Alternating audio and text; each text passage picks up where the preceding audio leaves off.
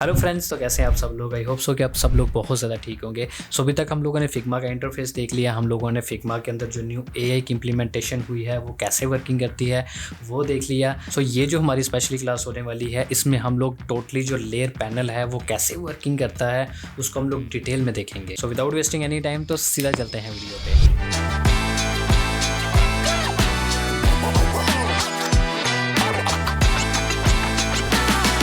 तो अभी हम लोग अपनी स्क्रीन पे आ चुके हैं। अब यहाँ पर जो है आपको सबसे टॉप पे लेफ्ट साइड पे एक पैनल नज़र आ रहा है।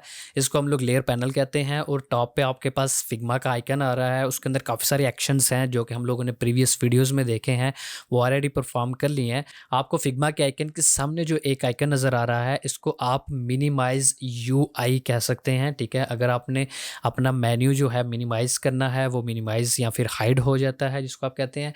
अब इसके अलावा अगर आपको इसकी शॉर्टकट की देखनी है तो शिफ्ट बैकस्पेस अगर आप क्लिक करते हैं तब भी आपका ये जितना भी मेन्यू है ये सारे का सारा मिनिमाइज़ हो जाता है। उसके अलावा नीचे आता है एंटाइटल्ड। यहाँ पर आप जो है नेम चेंज कर सकते हैं। पहले फिग्मा का था कि यहाँ पर पुराने वर्जन में सेंटर में यहाँ पर आता था, उधर से आप नेम से चेंज कर सकते थे, बट अब यहाँ से भी कर सकते हैं। फॉर एग्जांपल मैं यहाँ पर लिखता हूँ लेयर पैनल। आप यहाँ पर देख सकते हैं, अगर मैं यहाँ पर ड्राफ्ट के ऊपर क्लिक करूँ तो ये आप देख सकते हैं कि लेयर पैनल यहाँ पर भी चेंज हो गया है। ठीक है, अब इसके नीचे जो है ये आता है फाइल्स। अब इसके अंदर जो आते हैं पेजेस और लेयर्स। अब ये जो पेजेस होते हैं ये डिफरेंट आपकी वेबसाइट के पेजेस हो सकते हैं। फॉर एग्जांपल अगर मैं इन सबको यहाँ से डिलीट कर देता हूँ, ये जितने भी एक्स्ट्रा पेजेस हैं अगर मैं इनको यहाँ से डिलीट करूँ, अगर आपने कुछ ऐसे पेजेस हैं जो क्रिएट करने हैं, आप सिंपली यहाँ पर प्लस के ऊपर क्लिक करेंगे, आपके पेजेस क्रिएट होने स्टार्ट हो जाएंगे। ये पेजेस होते गए हैं जैसे कि आप वेबसाइट या फिर मोबाइल एप्लीकेशन में आपके पास होम आता है, अबाउट अस आता है, कॉन्टैक्ट अस आता है, ये सारे के सारे पेजेस होते हैं। अब ये जो पेजेस हैं वो यहीं से ही क्रिएट किए जाते हैं। अब इसके नीचे लेयर्स आ जाता है। लेयर्स क्या होता है, फॉर एग्जांपल मैं F प्रेस करके कोई भी एक फ्रेम क्रिएट करता हूँ तो आप देख सकते हैं कि लेयर्स के अंदर जो है वो मेरे पास प्रॉपर एक लेयर आई है जिसके ऊपर लिखा है F1। ठीक है, या फिर फ्रेम 1। ये आप यहाँ से इसका नेम भी चेंज कर सकते हैं, किसी भी टाइप से इसके साथ प्ले किया जा सकता है। सो अभी फ़िलहाल इसके ऊपर बाद में आते हैं, पहले जाते हैं एसेट्स में। फाइल के साथ ही जो एसेट्स है ये भी रिसेंटली जो फिग्मा ने अपडेट की है वो बहुत बड़ी अपडेट है कि उसने हमें डिज़ाइन सिस्टम प्रोवाइड कर दिया है, मटेरियल UI का और साथ में iOS का, या फिर उसने अपना प्री बिल्ड जो है वो भी डिज़ाइन सिस्टम हमें प्रोवाइड किया है। अगर आपने अपना डिज़ाइन सिस्टम बनाना है, जैसे कि यहाँ पर आप देख सकते हैं कि मैंने ऑलरेडी बनाया हुआ है एक डिज़ाइन सिस्टम, उसको भी आप यूज़ कर सकते हैं। सो इसके अलावा जो यहाँ पर आपको एक आइकन नज़र आ रहा है लाइब्रेरी का, आप सिंपली इसके ऊपर क्लिक करते हैं और ये आपके पास एक लाइब्रेरी का पैनल ओपन हो जाता है। अब इसके साथ जो है यहाँ पर ऊपर अपडेट्स का ऑप्शन आ रहा है। अगर आपके पास कोई भी न्यू अपडेट आती है वो यहाँ पर आ सकती है और इसको आप इंस्टॉल कर सकते हैं। अपार्ट फ्रॉम दैट अगर हम लोग लाइब्रेरीज़ में वापस जाते हैं, अगर आप कुछ सर्च करना चाहें, फॉर एग्जांपल मैं यहाँ पर लिखता हूँ बटन्स। ठीक है, तो आपके पास यहाँ पर कितने ही ज़्यादा बटन्स आ जाएंगे। ठीक है, वो आप यूज़ कर सकते हैं जस्ट ड्रैग एंड ड्रॉप करके। अपार्ट फ्रॉम दैट यहाँ पर जो है आपके पास एक नीचे जो है ये ड्रॉप डाउन मेन्यू ओपन होता है। अब यहाँ पर जो है करंट फाइल, ठीक है, मतलब कि अभी जो रिसेंटली आपकी फ़ाइल जो आपने ओपन की है वो आ सकती हैं, और जो योर टीम मीन्स आपकी टीम ने अगर कोई सिस्टम्स क्रिएट किए हुए हैं वो आ जाती है।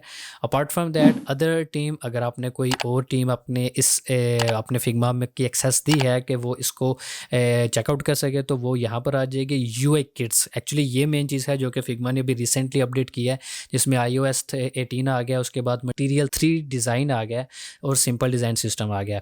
अगर फॉर एग्जांपल इसको मैं आपको दिखाऊं तो 104 कंपोनेंट्स हैं, 77 जो हैं स्टाइल्स हैं और 24 जो हैं वो वेरिएबल्स हैं। और ये ऐसे ही जो मटेरियल UI है इसमें जो है 229 हैं कंपोनेंट्स, और स्टाइल्स तो बहुत ज़्यादा हैं और वेरिएबल्स भी। ऐसे ही जो सिंपल डिज़ाइन सिस्टम है उसमें भी।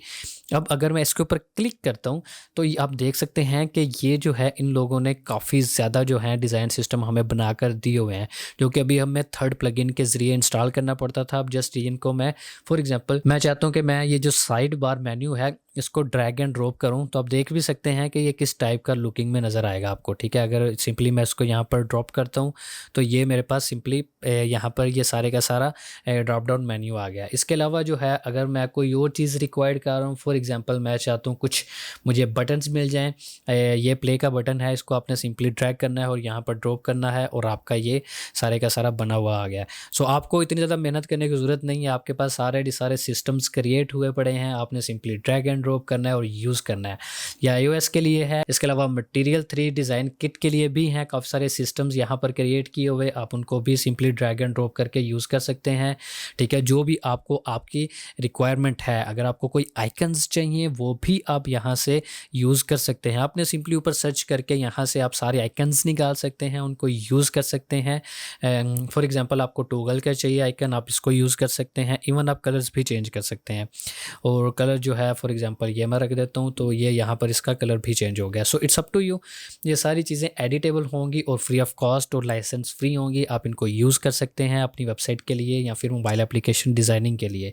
अभी फ़िलहाल मैं इसे कैंसिल कर देता हूँ और इसे डिलीट कर देता हूँ। और अगर हम लोग दोबारा अपनी फाइल्स में जाएँ तो यहाँ पर फॉर एग्जांपल मैं पेजेस का आपको थोड़ा सा प्रैक्टिकल करके दिखा दूँ तो यहाँ पर मैं लिखता हूँ थंबनेल, ठीक है। अब थंबनेल हमारा सबसे फर्स्ट पे आता है, ठीक है। अगर फॉर एग्जांपल मैं चाहता हूँ कि यहाँ पर मेरा एक थंबनेल आ जाए, उसके लिए मैं फ्रेम क्रिएट करता हूँ। यहाँ पर प्रेजेंटेशन में जाकर मैं एक स्लाइड लेता हूँ 1920x1080 और इसके अंदर हम लोग कुछ भी क्रिएट कर सकते हैं। इवन हम लोग कुछ क्रिएट ना भी करें, अगर मैं यहाँ पर इसको ये कलर देने के बाद सिंपली मैं यहाँ पर लिख देता हूँ थंबनेल, ठीक है।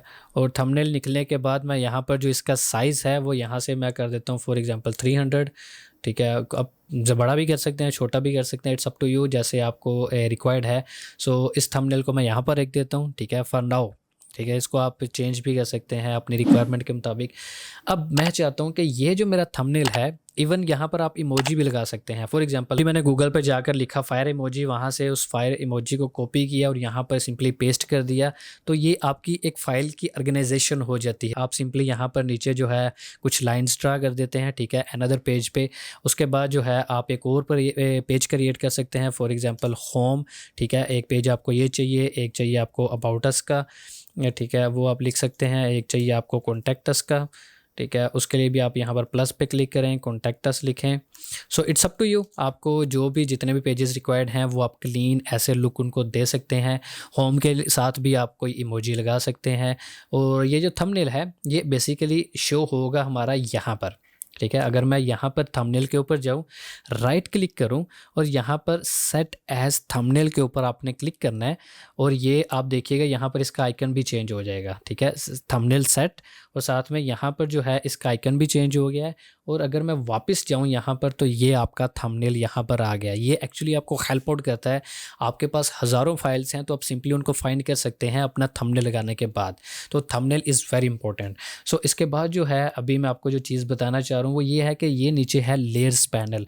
अगर इसके अंदर आप जाकर अपना नेम चेंज करना चाहें, फॉर एग्जांपल आप यहाँ पर भी लिखते हैं थंबनेल, ठीक है। एक्चुअली आप अपनी जब भी फाइल्स बनाएं उनको प्रॉपर ऑर्गेनाइज्ड रखें, ये आपको हेल्प आउट करेंगी आपकी वेबसाइट या फिर मोबाइल एप्लीकेशन को प्रॉपर अलाइन रखने के लिए। सो इसके साथ ही सामने आ जाता है आपका लॉक का ऑप्शन। आप इसको लॉक कर सकते हैं ताकि आपकी ये जितने भी फाइल्स हैं कि यहाँ से मूव ऑन ना हो सकें। ये जो अंदर आपका जितना भी ये टेक्स्ट है ये अभी आप देखें मूव ऑन नहीं हो सकता। सो इसके अलावा आप इसको हाइड भी कर सकते हैं। So it's up to you, आप इसको जैसे प्ले करना चाहें कर सकते हैं। अब ये एक फ़ाइल है, आप इसके साथ और भी कितनी ज़्यादा फाइल्स बना सकते हैं। जैसे आप इसके साथ प्ले करना चाहें प्ले कर सकते हैं। फॉर एग्जांपल यहाँ पर मैं बनाता हूँ तो आप देख सकते हैं कि अब पॉलीगॉन लिखा आ गया, ठीक है। ऑब्वियसली इसका नाम तो यही है, लेकिन ये है कि ये आपका जितना भी है काम को काफ़ी ज़्यादा ऑर्गेनाइज्ड बनाता है। दैट्स वाई हम लोग इसको यूज़ करते हैं, ये हमारे लेयर्स पैनल को। अभी मैं सिंपली क्या करता हूँ, एसेट्स में जाता हूँ और यहाँ पर लिखता हूँ बटन, ठीक है। अभी मुझे कोई भी बटन रिक्वायर्ड है अपनी वेबसाइट के लिए, उसके लिए मैं सिंपली यहाँ पर जाता हूँ और मुझे कोई भी बटन हम चूज़ कर लेते हैं। स्टेटस पिल इसको हम लोग चूज़ कर लेते हैं। सबसे पहले हम लोग क्या करते हैं, बेसिकली यहाँ से हम लोग कोई भी एक यूआई किट उठाते हैं, ठीक है। मैं फॉर एग्जांपल यहाँ पर लिखता हूँ होम पेज, शायद कुछ बना हो so let check. Home page अगर हमारे पास बना हुआ है, फॉर एग्जांपल ये हमारे पास एक स्क्रीन आ गई है, ठीक है, जो कि हमें रिक्वायर्ड है। Okay perfect. उसके अलावा हम लोग क्या करते हैं, डिज़ाइन सिस्टम में हमारे पास और क्या क्या पड़ा हो सकता है। सो अभी मैं चाहता हूँ कि ये जो बटन है ना, ये वाला सर्च वाला, ये अच्छा नहीं लग रहा है, इसको मैं चेंज करना चाह रहा हूँ। सो सिंपली मैं लिखता हूँ बटन, ठीक है, और इस बटन को हम लोग यहाँ से रिप्लेस कर देंगे। सिंपली इसके ऊपर क्लिक करता हूँ और यहाँ से जो है मैं एक ये वाला बटन लेता हूँ डेंजर का और यहाँ पर पेस्ट कर देता हूँ। और इसका साइज़ जो है वो आप अपनी मर्ज़ी के मुताबिक इंक्रीज़ भी कर सकते हैं और डिक्रीज़ भी कर सकते हैं, ठीक है। और ये बटन आप यहाँ पर लगा दें। So it's up to you, आप इसके साथ जैसे भी प्ले करना चाहिए आप कर सकते हैं। अभी ये जो है ये आपका प्रॉपर इंस्टेंस बना हुआ है, ठीक है, इसलिए इसके अंदर जो है आपका बटन पेस्ट नहीं है। बटन की जो लेयर है ये ऊपर है और जो आपके होम स्क्रीन की लेयर है वो नीचे है। अगर आप अपने बटन को सिंपली यहाँ पर ड्रैग एंड ड्रॉप करेंगे तब भी आपका बटन इस के अंदर नहीं आएगा। उसके लिए आपने सिंपली क्या करना है, यहाँ पर राइट क्लिक करके डी अटैच इंस्टेंस के ऊपर क्लिक करना है या फिर कंट्रोल आल्ट बी के ऊपर क्लिक करना है, ठीक है।